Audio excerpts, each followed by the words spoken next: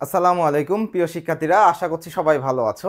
আজকে ঢাকা বিশ্ববিদ্যালয়ের যে অ্যানালাইসিস অর্থাৎ প্রশ্ন অ্যানালাইসিস করে যে মডেল টেস্টগুলো নিচ্ছিলাম তার ধারাবাহিক পর্বের আজকে হচ্ছে চতুর্থ পর্ব। আমরা এই যে জায়গাটা দেখছিলাম যে অর্থাৎ গুরুত্বপূর্ণ যে জায়গাগুলো আছে অর্থাৎ ঢাকা বিশ্ববিদ্যালয়ের জন্য, বিশেষ করে ঢাকা বিশ্ববিদ্যালয়ের জন্য গুরুত্বপূর্ণ যে টপিকগুলো আছে এবং হচ্ছে গুরুত্বপূর্ণ কিছু প্রশ্ন নিয়ে আমরা প্রতিনিয়ত ধারাবাহিক ক্লাস দিয়ে যাচ্ছিলাম। এই ক্লাসের আজকে চতুর্থ পর্ব এবং হচ্ছে আমরা আসছি ক্লাসের দিকে, একটু যাই। প্রথমে যে প্রশ্নটা আছে আমরা একটু দেখব যে আমরা প্রথমে যে প্রশ্নগুলো আছে অর্থাৎ প্রশ্নের যে কোন অধ্যায় থেকে এসছে সেটা একটু বোঝার চেষ্টা করব, তারপর পরবর্তী যে প্রশ্ন সেটার দিকে যাব। আচ্ছা, প্রথমে যে প্রশ্নটা এসছে দেখো, যে বলছে যেমন কর্ম তেমন ফল, যেমন কর্ম তেমন ফল। এখন হচ্ছে যেমনের নিচে দাগ দেওয়া আছে, আবার হচ্ছে কি তেমনের নিচে দাগ দেওয়া আছে। কি বলছে? যেমনের নিচে দাগ এবং হচ্ছে কি তেমনের নিচে দাগ, তাই না? তাহলে আমাদের এখান থেকে হচ্ছে বের করতে হবে প্রশ্নটা আসলে কি উত্তর হবে, সেটা হচ্ছে এখান থেকেই বের করতে হবে। যেমন কর্ম তেমন ফল, আমরা জানি হচ্ছে যেমন তেমন, এই যে জায়গাটা এটা হচ্ছে তুলনা করা বোঝাচ্ছে, অর্থাৎ এই যে মাঝখানে শব্দ বা পদ আছে এটার সাথে কি যেমন তেমন দিয়ে তুলনা করা বোঝাচ্ছে। অর্থাৎ এখানে আমরা জানি যে সাপেক্ষ সর্বনাম যেটা আছে, অর্থাৎ প্রথম যে অপশনটা অর্থাৎ সাপেক্ষ সর্বনাম যেটা আছে সেটা দিয়ে, আচ্ছা বলছে সাপেক্ষ সর্বনাম যেটা আছে সেটা দিয়ে কি করছে, সেটা দিয়ে আমাদের হচ্ছে কি তুলনা করা বোঝাচ্ছে। অর্থাৎ একটা জায়গা থেকে আরেকটা জায়গার কি তুলনা করা বলছে। যেমন হচ্ছে যেমন কর্ম তেমন ফল, যত গর্জে, আরো উদাহরণ নিই আমরা, যে বলছে যত গর্জে, যত গর্জে, যত গর্জে তত, তাহলে কি যত তত, যে সে, যেমন তেমন, এগুলো কি? এগুলো হচ্ছে সাপেক্ষ সর্বনাম। আমরা যখন সর্বনাম পড়ছিলাম তখন দেখেছি যে সর্বনাম হচ্ছে কি, এগুলো সাপেক্ষ সর্বনাম। এখন যেটা বলছে যে যত গর্জে তত তত বর্ষে না, যত গর্জে তত কি তত বর্ষে না, এই যখন সেন্টেন্সটা আমরা লিখছি তখন হচ্ছে কি যত এবং তত, যত এবং তত কি হয়ে যাচ্ছে, আচ্ছা কি বলছে, যত এবং তত কি হয়ে যাচ্ছে, তত হয়ে যাচ্ছে আমাদের সাপেক্ষ সর্বনাম। পরবর্তী যে দ্বিরুক্তি, দ্বিরুক্তি না, কারণ আমরা জানি দ্বিরুক্তি হচ্ছে দুবার উক্ত হচ্ছে কি শব্দ, অর্থাৎ পাশাপাশি, অর্থাৎ যদি রাশি রাশি আমরা যখন বলছি বা হচ্ছে কি বা আবার আবার যদি আমরা বলছি কুহু কুহু যখন বলছি তখন ওই জায়গাগুলো হচ্ছে দ্বিরুক্তি শব্দের মধ্যে যাচ্ছে। সম্বন্ধ পদ যেটা আমরা বলছি, সম্বন্ধ পদও না। সম্বন্ধ পদ মানে কি? অর্থাৎ সম্বন্ধ পদের হচ্ছে কি থাকে না, ক্রিয়ার সাথে সম্পর্ক থাকে না। আমরা একটু দেখি সম্বন্ধ পদের ক্রিয়ার সাথে কিভাবে সম্পর্ক থাকছে না। এখন যদি আমি বলি যে হচ্ছে রহিমের ভাই, কি বলছে? রহিমের, রহিমের কি ভাই, ভাই কি রহিমের ভাই বাড়ি যাই। এখন যখন এই কথাটা আমরা বলছি, আসলে রহিমের ভাই বা রাহিমের ভাই যখন আমরা বাড়ি যাওয়ার কথা বলছি, অর্থাৎ রাহিমের ভাই যখন বাড়ি যাওয়ার কথা বলছি, তাহলে এই বাড়ি যাওয়ার কাজটা কে করছে? ভাই করছে। অর্থাৎ কি ভাইয়ের সাথে হচ্ছে ক্রিয়ার সম্পর্ক আছে, ভাইয়ের সাথে ক্রিয়ার সম্পর্ক আছে কিন্তু রহিমের সাথে নাই। অর্থাৎ ক্রিয়ার সাথে যখন হচ্ছে কোনো একটা মানে এই যে রহিমের যে সম্পর্কটা নাই, অর্থাৎ ক্রিয়ার সাথে রহিমের যে সম্পর্কটা নাই, এটাকেই বলছে হচ্ছে কি সম্বন্ধ পদ। অর্থাৎ কি দুই পদের মধ্যে সম্বন্ধ থাকবে কিন্তু হচ্ছে ক্রিয়ার সাথে সম্বন্ধ থাকবে না, সেটাই হচ্ছে সম্বন্ধ পদ। এবং বিশেষণের বিশেষণ যখন আমরা বলবো, বিশেষণের বিশেষণ বলতে গেলে আমরা কি বলতে পারি? যেমন হচ্ছে কি রঙিন, রঙিন লাল, কি লাল জামা। এখন যদি আমি বলি যে রঙিন লাল জামা, তাহলে কি রঙিন একটা বিশেষণ পদ, লালটাও একটা কি বিশেষণ পদ। তাহলে দেখো তো এখানে রঙিন এবং লাল দুইটাই কি হয়ে গেল, দুইটাই হচ্ছে বিশেষণ পদ হয়ে যাচ্ছে। অর্থাৎ এই জায়গাটা কি হয়ে যাচ্ছে, দুইটাই হচ্ছে কি বিশেষণ পদ হয়ে যাচ্ছে। আশা করছি সবাই বুঝতে পেরেছে। অর্থাৎ যেমন কর্ম তেমন ফল, যেমন তেমন, যত তত, তারপরে যে সে, যেগুলো আছে সেগুলোকে কি বলছে, যখন তুলনা করা বোঝাচ্ছে তখন হচ্ছে সেটাকে সাপেক্ষ সর্বনাম বলছে। পরবর্তী যে প্রশ্ন বলছে ক্রিয়ামূল, ক্রিয়ার কাল ও পুরুষ ইত্যাদি ব্যাকরণের কোথায় কোন অংশে আলোচ্য বিষয়। অর্থাৎ বলছে কি, দেখি আমরা একটু বলছি। অর্থাৎ এটা ব্যাকরণের আলোচ্য বিষয়, অর্থাৎ ব্যাকরণের আলোচ্য বিষয় থেকে জায়গা থেকে এসছে প্রশ্ন। এবং পরবর্তী যে জায়গাটা বলছে যে হচ্ছে বলছে প্রথমটাই বলছে ক্রিয়ামূল, তারপর হচ্ছে কি ক্রিয়ামূল, তারপর হচ্ছে ক্রিয়ার কাল, ক্রিয়ার কাল, তারপর হচ্ছে বলছে কি পুরুষ, ক্রিয়ার কাল ও পুরুষ ইত্যাদি যে ব্যাকরণের কোন অংশে আলোচ্য বিষয়, এটাই আমাদের জানতে চেয়েছে। প্রথমে বলছে ধ্বনিতত্ত্ব, ধ্বনিতত্ত্ব হচ্ছে না। প্রথমে কি বলছে, প্রথমে বলছে হচ্ছে ধ্বনিতত্ত্ব, তাহলে কি ধ্বনিতত্ত্ব, আচ্ছা ধ্বনিতত্ত্ব হচ্ছে না। তারপরে বলছে যে রূপতত্ত্ব বা শব্দতত্ত্ব। রূপতত্ত্বের আরেকটা নাম কি? রূপতত্ত্বের আরেকটা নাম হচ্ছে শব্দতত্ত্ব। রূপতত্ত্বের আরেকটা নাম হচ্ছে আমরা জানি হচ্ছে কি শব্দতত্ত্ব। এই যে শব্দতত্ত্ব অর্থাৎ রূপতত্ত্ব, এই জায়গাতে হচ্ছে ক্রিয়ামূল, ক্রিয়ার কাল, পুরুষ, কারক, সমাস, বচন ইত্যাদি, উপসর্গ ইত্যাদি আলোচিত হয়। তাহলে অর্থাৎ আরো কি কি আলোচিত হয় আমরা একটু দেখি। আমরা বলছিলাম যে হচ্ছে কি সমাস, তারপরে কি আচ্ছা বলছিলাম যে হচ্ছে কি সমাস, সমাস, তারপরে বলছিলাম হচ্ছে কারক, কারক, তারপরে বলছিলাম যে হচ্ছে কি বচন, বচন, তারপরে বলছিলাম যে হচ্ছে উপসর্গ, উপসর্গ, উপসর্গ, উপসর্গ ইত্যাদি কি হয়, ইত্যাদি হচ্ছে কি কোথায়, রূপতত্ত্ব বা শব্দতত্ত্বের আলোচিত বিষয়। অর্থাৎ আমরা উত্তর পেয়ে গেছি। অর্থাৎ বলছে ক্রিয়ামূল বা ক্রিয়ার কাল বা ও পুরুষ কোথায় আলোচিত হয় ব্যাকরণে, সেটা হচ্ছে আমাদের রূপতত্ত্বে আলোচিত হয়। অর্থাৎ আমাদের উত্তর হচ্ছে রূপতত্ত্ব। পরবর্তী যে জায়গাটা আছে দৃষ্টিহীন কার ছদ্মনাম।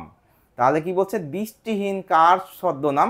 আমরা প্রথমে দেখব যে প্যারীচাঁদ মিত্র বলছে, প্রথমে বলছে প্যারীচাঁদ মিত্র, অর্থাৎ প্যারীচাঁদ মিত্রর কি আছে, কোনো ছদ্মনাম আছে কিনা সেটাও দেখবো। তারপর হচ্ছে মধুসূদন দত্ত, অর্থাৎ মধুসূদন দত্তের আমরা জানি যে হচ্ছে মাইকেল, মাইকেল তার কি, মাইকেল তার হচ্ছে কি উপাধি, মাইকেল তার কি উপাধি, মাইকেল তার কি উপাধি। তারপর হচ্ছে মধুসূদন মজুমদার, মধুসূদন কি বলছে, আচ্ছা আচ্ছা বিহারীলাল, সরি বলছে বিহারীলাল, বিহারীলালটাই আমরা যাই না, বলছে বিহারীলাল কি, বিহারীলাল হচ্ছে এটা হচ্ছে ভোরের পাখি বলা হয়। বিহারীলালকে কি বলা হয়, ভোরের, ভোরের কি ভোরের পাখি, বিহারীলালকে কি বলা হয়, ভোরের পাখি। এবং হচ্ছে পরবর্তীতে যেটার নাম অর্থাৎ মধুসূদন মজুমদার, এটা হচ্ছে কি, এটা হচ্ছে আমাদের হচ্ছে বলছিলাম কি আমাদের প্রশ্ন যে হচ্ছে দৃষ্টিহীন, দৃষ্টিহীন কার ছদ্মনাম, দৃষ্টিহীন ছদ্মনাম হচ্ছে, দৃষ্টিহীন ছদ্মনামটা কার, দৃষ্টিহীন ছদ্মনামটা হচ্ছে আমরা কার দেখেছি, এটা হচ্ছে আমরা হচ্ছে মধুসূদন মজুমদারের দেখেছি। এবং প্যারীচাঁদ মিত্র হচ্ছে আমরা জানি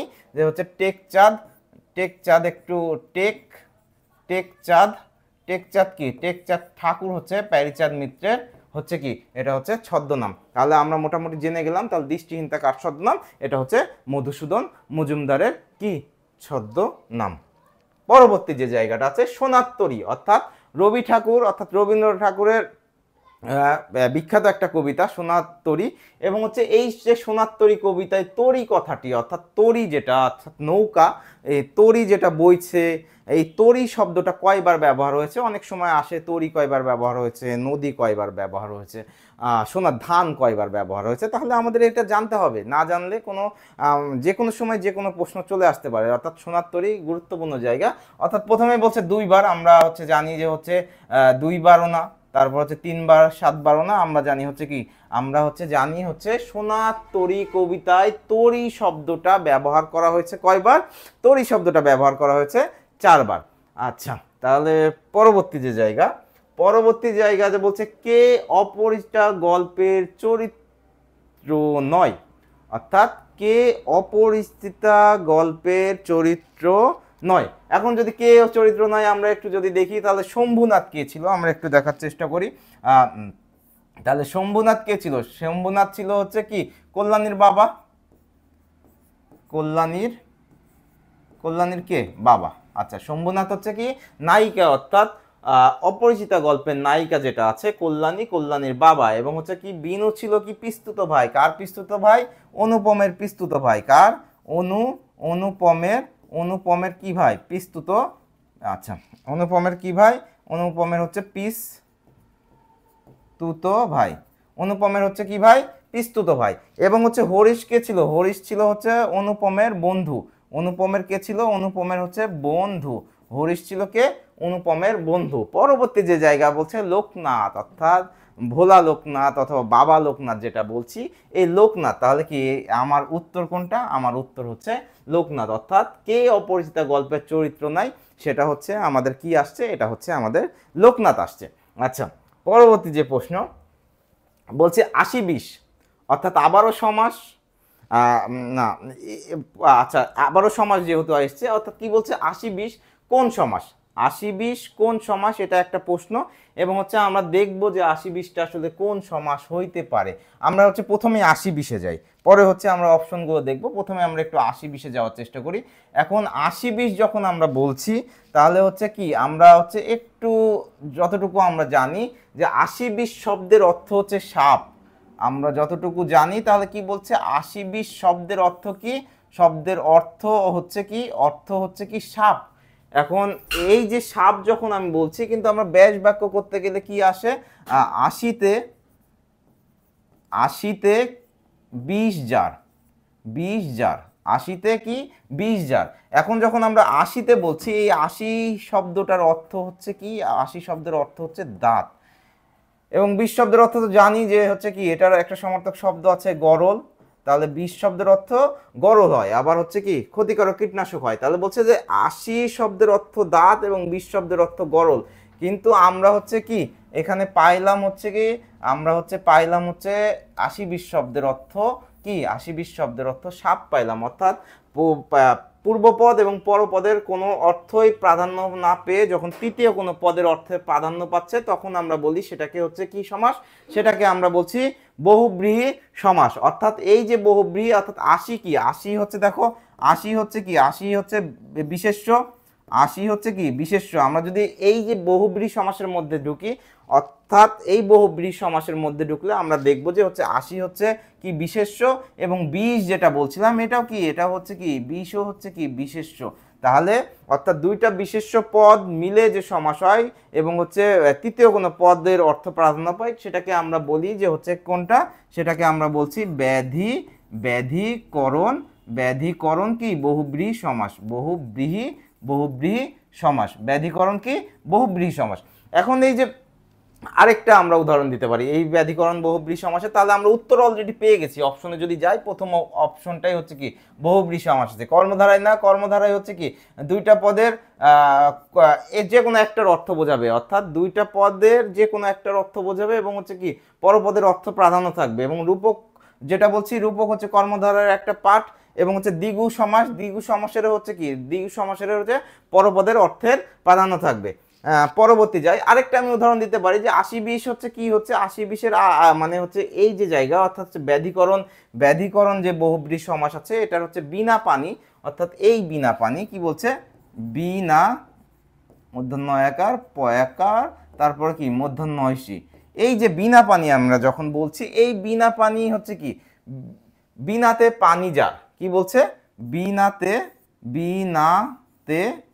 পানি, পানি কি বিনাতে পানি যার, বিনাতে কি বিনাতে হচ্ছে কি, বিনাতে হচ্ছে পানি যার। বিনাতে পানি যখন আমি বলছি, বিনা শব্দের অর্থ কি আমরা জানি, বিনা শব্দের অর্থ হচ্ছে বাসি জানি।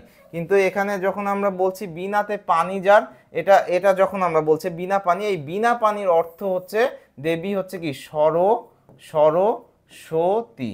দেবী হচ্ছে কি, দেবী হচ্ছে সরস্বতী, দেবী কি দেবী সরস্বতী। তাহলে বিনা পানি কি হচ্ছে, বিনা পানি হচ্ছে দেবী সরস্বতী। অর্থাৎ কোনো পদের অর্থে প্রাধান্য পাচ্ছে না, এবং বিনা হচ্ছে কি বাসি, এবং পানি হচ্ছে আমরা হাত বুঝি, বাসি এবং হচ্ছে হাত বুঝি, অর্থাৎ দুইটাই বিশেষ্য। আশা করছি সবাই বুঝতে পেরেছো। এবং হচ্ছে এই যে জায়গা, অর্থাৎ সমাসের জায়গা, যে আমাদের হচ্ছে ইউটিউব চ্যানেল আছে, এই যে ইউটিউব চ্যানেল ধারাবাহিক যে পর্ব, তার মধ্যে হচ্ছে সমাস আমি হচ্ছে অলরেডি ক্লাস নিয়ে শেষ করছি। যাদের সমাসের সমস্যা আছে, তোমরা হচ্ছে সমাসের ভিডিওগুলো অর্থাৎ সমাসের ক্লাসগুলো দেখে নিতে পারো। আচ্ছা, পরবর্তী যে জায়গা সেটা অর্থাৎ পরবর্তী প্রশ্নতে আমরা যাচ্ছি। বলছে নিদাগ শব্দের হচ্ছে নি উপসর্গ কি অর্থে বা কি অর্থদোতনা সৃষ্টি হয়েছে। তাহলে নিদাগ শব্দের নি যে শব্দটা আছে বা উপসর্গটা আছে, এটা হচ্ছে কি অর্থ দিয়েছে আমরা একটু দেখব। প্রথমে বলছে নিদাগ না গভীর না, তারপর বলছে না হচ্ছে না, অল্পতা হচ্ছে না। আমরা পরবর্তী যেটা পাচ্ছি অতিসাহ্য বা আতিসাহ্য, অতিসাহ্য বা আতিসাহ্য পাচ্ছি। নিদাগ এবং হচ্ছে কি নিদারুণ, নিদারুণ, নিদাগ এবং হচ্ছে নিদারুণ যে শব্দ দুইটা আছে, এটা হচ্ছে এই দুইটা শব্দ কি দ্বারা কি বোঝায়, এই দুইটা শব্দ দ্বারা হচ্ছে আতি হচ্ছে কি সহ্য, আতিশয্য বোঝায়, আতিশয্য কি বোঝায়। তাহলে আবারও আমি আসছি যে নিদাগ শব্দের নি উপসর্গ কি অর্থে অর্থদোতনার সৃষ্টি হয়েছে, সেটা হচ্ছে বলছিলে যে হচ্ছে নিদাগ এবং হচ্ছে নিদারুণ শব্দ দ্বারা আতিশয্য বোঝায়। অর্থাৎ আমরা দেখেছি যে উপসর্গর যে জায়গা আছে এখান থেকে হচ্ছে বিভিন্ন ধরনের উপসর্গ আছে, সরাসরি বলে যে বাংলা উপসর্গ কোনটা, সংস্কৃত উপসর্গ কোনটা, এরকম প্রশ্ন থাকে। তার সাথে হচ্ছে কি যে হচ্ছে এই উপসর্গের অর্থাৎ হচ্ছে নি উপসর্গের বা হচ্ছে অপ উপসর্গের এই অর্থে বা এই শব্দে কি অর্থটা কি। যেমন হচ্ছে আমরা একটা যদি বলি যে হচ্ছে বিজ্ঞান, বিজ্ঞান শব্দের কি বি উপসর্গের অর্থ কি, যখন আমরা চাই তখন কি এই বিজ্ঞান শব্দের বি উপসর্গের হচ্ছে অপশন হচ্ছে, অর্থাৎ বি উপসর্গের অর্থ হচ্ছে বিশেষ, বিশেষ। আচ্ছা, পরবর্তী আমরা যাই 8 নম্বর প্রশ্নের দিকে একটু যাই। বলছে যে প্রোথেসিস, প্রোথেসিস শব্দের অর্থ হইল, তাহলে এটা হচ্ছে আমাদের হচ্ছে ধ্বনি পরিবর্তন, অর্থাৎ ধ্বনি পরিবর্তনের জায়গার প্রশ্ন। এবং হচ্ছে প্রথমেই বলছে হচ্ছে মধ্য স্বরাগম, এটা হচ্ছে না। তারপরে বলছে আদি স্বরাগম, অর্থাৎ আমরা জানি যে হচ্ছে প্রোথেসিস যে শব্দটা আছে এটার হচ্ছে অর্থ হচ্ছে কি আদি স্বরাগম, অন্তঃস্বরাগমও না, অপিনিহিতিও না। এবং হচ্ছে অপিনিহিতি বানানটা একটু দেখবা তোমরা, হচ্ছে 4টা হচ্ছে হ্রস্ব ইকারের ব্যবহার হয়েছে অপিনিহিতিতে, কয়টা, 4টা হ্রস্ব ইকারের ব্যবহার হয়েছে। অর্থাৎ প্রোথেসিস শব্দের অর্থ কি, প্রোথেসিস শব্দের অর্থ হচ্ছে আদি স্বরাগম। পরবর্তী যেটা বলছে মাসি পিসির গলা ঝরঝরে, এর মাধ্যমে কি বোঝানো হয়েছে। মাসি পিসির গলা ঝরঝরে এটা দ্বারা কি বোঝানো হয়েছে, আমরা একটু অপশনের দিকে যাচ্ছি। প্রথমে যেটা বলছে মাসি পিসির গলা ঝরঝরে, অর্থাৎ ঝরঝর করে কথা বলছে এটা তো। আচ্ছা, মাসি পিসি হচ্ছে যখন হচ্ছে কি বাজার থেকে যখন আসছিল, অর্থাৎ বাজার থেকে যখন সবজি বিক্রি করে আসছিল ঘাটের দিকে, তখন হচ্ছে কৈলাস হচ্ছে যে তাদের সাথে হচ্ছে কথা বলার চেষ্টা করে। এবং হচ্ছে তারা হচ্ছে কি মাসি হচ্ছে এখানে বলে যে এখন হচ্ছে সময় নাই, এবং স্পষ্ট ভাষা, স্পষ্ট না একবার হচ্ছে কড়া ভাষায় বলে যে এখন হচ্ছে সময় নাই, এখন হচ্ছে বাসায় যাবে, এই টাইপের বিষয়টা। এখন বলছে যে এই যে মাসি পিসির গলা ঝরঝরে বোঝাতে স্পষ্ট মনোভাব এটা হচ্ছে না আমাদের। আচ্ছা, স্পষ্ট মনোভাব হবে না, স্পষ্ট মনোভাব হবে না, আমাদের হচ্ছে রুক্ষ মনোভাব ছিল। অর্থাৎ তারা হচ্ছে মাসি এবং পিসির গলায় যেটা ছিল, অর্থাৎ এই যে বাক্য বিনিময় যেটা হয় সেটাতে হচ্ছে কি বলছে রুক্ষ মনোভাবটা প্রকাশ পেয়েছে। পরবর্তী আমাদের যে জায়গাটা, পরবর্তী জায়গাতে বলছে যে 10 নম্বর প্রশ্ন বলছে কোন সালের ছাত্র অসন্তোষ, অর্থাৎ কোন সালের ছাত্র অসন্তোষ। অর্থাৎ আমরা জানি যে 1952 সাল, অর্থাৎ 1952 সালে যে ভাষা আন্দোলন হয়েছিল এই সময় থেকে ছাত্রের যে অসন্তোষ এটা হচ্ছে পরবর্তী সময় পর্যন্ত চলে গেছে। এবং হচ্ছে এই যে বলছে 1969 সালে যে হচ্ছে কি গণ অভ্যুত্থান হয়, কত বলছে 1969 সালের গণ অভ্যুত্থানের রূপ নেয়। বলছে কোন সালের ছাত্র অসন্তোষ 1969 সালের গণ অভ্যুত্থানের রূপ নেয়, এটা হচ্ছে 1952 সালের 1952 সালের হচ্ছে ভাষা আন্দোলনের যে অসন্তোষ, অর্থাৎ ছাত্রদের যে অসন্তোষ, এটাই পরবর্তীতে আস্তে আস্তে রূপ নিতে নিতে কত 1969 সালের গণ অভ্যুত্থানে রূপ নেয়। তাহলে এগুলো হচ্ছে কি আমাদের হচ্ছে অপশনটা হচ্ছে না, অর্থাৎ 1952 সাল এটার উত্তর। আচ্ছা, পরবর্তী যে জায়গা বলছে যে হচ্ছে ফেব্রুয়ারি 1969, কি বলছে ফেব্রুয়ারি 1969 কবিতায় কৃষ্ণচূড়া শহরের পথে ফুটে আছে। তাহলে এটা বলছে ফেব্রুয়ারি 1969 শামসুর রহমানের, কি বলছে এই যে কবিতাটা আছে এটা কি শামসুর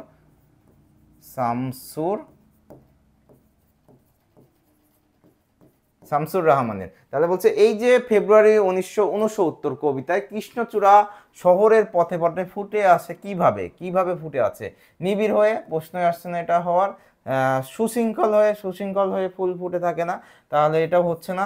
বলছে সারি সারি হয়ে এটাও না, আসলে থরে থরে। আমরা এই যে জায়গাটা কবিতাটা যখন পড়ছিলাম তখন হচ্ছে আমরা এখানে দেখেছি যে থরে থরে হচ্ছে কি কৃষ্ণচূড়া ফুল হচ্ছে ফুটে আছে, কোথায়, থরে থরে হচ্ছে কৃষ্ণচূড়া ফুল ফুটে আছে। অর্থাৎ ফেব্রুয়ারি 1969 কবিতায় কৃষ্ণচূড়া শহরের পথে ফুটে আছে হচ্ছে কি থরে থরে। আচ্ছা, পরবর্তী যে প্রশ্ন, অর্থাৎ এটা হচ্ছে কোথাকার প্রশ্ন, আমরা দেখব যে এই জায়গাটা যেটা বলছে এটা হচ্ছে কোথাকার প্রশ্ন, এটা হচ্ছে আমাদের কোথাকার প্রশ্ন, এটা হচ্ছে সন্ধির প্রশ্ন। আচ্ছা, আমাদের কোথাকার প্রশ্ন, এটা হচ্ছে আমাদের সন্ধির প্রশ্ন। তাহলে সন্ধির প্রশ্ন আমরা একটু দেখব যে সন্ধির প্রশ্ন এখানে কি করেছে। বলছে রত্নাকর, রত্নাকর শব্দটির সন্ধি বিচ্ছেদ কোনটা? আচ্ছা, রত্নাকর শব্দটির সন্ধি বিচ্ছেদ কোনটা? এখন আমরা একটু দেখি যে প্রথমে বলছে রত্ন যোগ আকর, তারপর রত্ন যোগ কর, রত্না যোগ আকর, রত্ন যোগ কর। তাহলে আমরা একটু দেখছি যে রত্ন যোগ, তাহলে এখানে কি আছে? প্রথমটাই আমরা দেখছি সরেও প্লাস হচ্ছে সরেয়া, তাই না? সমান সমান কি হচ্ছে? আ হচ্ছে, অর্থাৎ সরেয়া হচ্ছে, অর্থাৎ আকার আসবে। তাহলে সরেও প্লাস সরেয়া সমান হচ্ছে সরেয়া, আমরা একটা জানি। যেমন হচ্ছে দুইটা উদাহরণ নিই, বলছে কি হিম, হিম যোগ কি আলয়, হিম যোগ কি আলয়। তাহলে আমরা এখন বলতে পারি এটা কি? তাহলে প্রথমটা হচ্ছে এই নিয়মের মধ্যে দেখো যে হচ্ছে হিমে কি হচ্ছে? স্বরেও আছে, পরেরটা কি হচ্ছে? স্বরে আছে। তাহলে কি হয়ে যাচ্ছে আমাদের? হচ্ছে হি, হি মা, হিমালয়। পরেরটা কি হয়ে যাচ্ছে আমাদের? হিমালয় হয়ে যাচ্ছে। হিম যোগ আলয়, তারপর রত্ন যোগ আকর, এটা হচ্ছে একই নিয়মে গেছে, অর্থাৎ স্বরেও প্লাস স্বরেয়া সমান সমান কি? স্বরেও আ। আশা করছি সবাই বুঝতে পেরেছো। পরবর্তী যে প্রশ্নটা আছে, আমরা পরবর্তী প্রশ্নের দিকে যাচ্ছি। মরণ রে তুই মম শ্যাম সমান। তাহলে কি বলছে এখানে একটু আমরা দেখি। বলছে যে মরণ রে,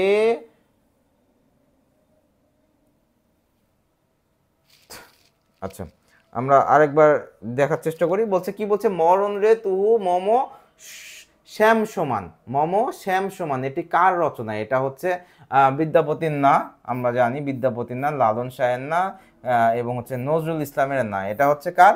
এটা হচ্ছে রবীন্দ্র ঠাকুরের একটা রচনা। এটা হচ্ছে কি বলছে? রবীন্দ্র ঠাকুরের রচনা, এবং হচ্ছে ভানু সিংহের পদাবলী থেকে হচ্ছে এটা হচ্ছে সংগৃহীত হয়েছে। অর্থাৎ ভানু সিংহের পদাবলী যেটা আছে রবীন্দ্র ঠাকুরের, এখান থেকে এই জায়গাটা নেওয়া হচ্ছে। মরণ যে তু মম সমসমান, এটা কার? এটা হচ্ছে রবীন্দ্র ঠাকুরের লিখা। পরবর্তী যে জায়গাটা বলছে আউলিয়া চাঁদ, অর্থাৎ এই যে প্রশ্নটা আছে আউলিয়া চাঁদ, এই আউলিয়া চাঁদ এসছে কোথা থেকে আমরা দেখি। বলছে আউলিয়া চাঁদ বাগধারার অর্থ কি? অর্থাৎ এখানে বাগধারা থেকে প্রশ্ন এসছে। আমরা জানি যে হচ্ছে মুখস্থ পাঠ থেকে প্রশ্ন আসে, অর্থাৎ বাগধারা থেকে একটা প্রশ্ন আমরা হচ্ছে এখানে নিয়েছি। আমরা চেষ্টা করেছি যে হচ্ছে গুরুত্বপূর্ণ জায়গা থেকে প্রশ্ন নেওয়ার। আশা করছি এখান থেকে তোমরা হচ্ছে উপকৃত হবা। আমরা পরবর্তীতে যে অপশনগুলো একটু দেখি। বলছে পবিত্র তিথি, পবিত্র তিথি হচ্ছে না, বলছে আউলিয়ার চাঁদ পবিত্র তিথি না। হাতের নাগালে, হাতের নাগালে কি? হাতের কাছাকাছি, এটাও আউলিয়ার চাঁদ না। তারপর হচ্ছে কি দুর্লভ বস্তু, দুর্লভ বস্তু এটাও না। অর্থাৎ যেটা হচ্ছে কি পাওয়া কঠিন সেটাও না। আমাদের বলছে যে এটা হচ্ছে বিচলিত ব্যক্তি, অর্থাৎ কোনো একটা ব্যক্তি কোনো একটা জায়গায় হচ্ছে বিচলিত হচ্ছে বা হচ্ছে কি দ্বিধান্বিত হয়ে আছে, এরকম বোঝাচ্ছে। অর্থাৎ বিচলিত ব্যক্তিকে আউলিয়া চাঁদ বলা হচ্ছে। পরবর্তী অর্থাৎ হচ্ছে শেষ প্রশ্ন, শেষ প্রশ্ন যেটা আছে বলছে লাল সালু উপন্যাস। আমরা আবারও বলছিলাম যে হচ্ছে কি যে উপন্যাস এবং হচ্ছে নাটকের যে জায়গা আছে, এই জায়গা থেকে গত 2 সেশনে হচ্ছে প্রশ্ন আমরা দেখি নাই, অর্থাৎ এই জায়গাটা খুবই গুরুত্বপূর্ণ। পরবর্তী যে প্রশ্ন আমরা নিচ্ছি, বলছে যে হচ্ছে লাল সালু উপন্যাসে প্রদীপের কি বলছে? যে লাল সালু উপন্যাসে, লাল সালু উপন্যাসে প্রদীপের আলোর সাথে, প্রদীপের কি আলোর সাথে তুলনা করা হয়েছে কাকে? প্রদীপের আলোর সাথে তুলনা করা হয়েছে লাল সালু। অর্থাৎ লাল সালু যে উপন্যাসটা আছে আমরা জানি এটা হচ্ছে কি লেখককে সৈয়দ ওয়ালিউল্লাহ, সৈয়দ ওয়ালিউল্লাহ এই লেখক। এবং হচ্ছে যে তুলনা করা হয়েছে কার সাথে? আসলে আমরা জানি এটা হচ্ছে কি আওয়ালপুরের পীর সাহেব না, রহিমাকে না, জামিলাকে না, এটা আসলে মাজিদকে, অর্থাৎ মজিদকে, মজিদকে উদ্দেশ্য করে এই কথাটা বলা হয়েছে। অর্থাৎ মজিদকে মজিদের সাথে, অর্থাৎ মজিদের সাথে এই তুলনাটা করা হয়েছে। বলছে লাল সালু উপন্যাসে প্রদীপের আলোর সাথে তুলনা করা হয়েছে কাকে? অর্থাৎ এই যে জায়গাটা, এই জায়গাটা হচ্ছে তুলনা করা হয়েছে আচ্ছা মজিদকে।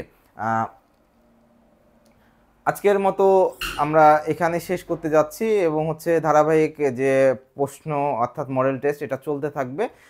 তোমরা যুক্ত হয়ে খাতা কলম নিয়ে যুক্ত হও এবং হচ্ছে তোমরা শেষ পর্যন্ত থাকো, ইনশাল্লাহ উপকৃত হবা। সবাইকে শুভকামনা জানিয়ে আজকের মতো এখানেই শেষ করছি। আসসালামু আলাইকুম।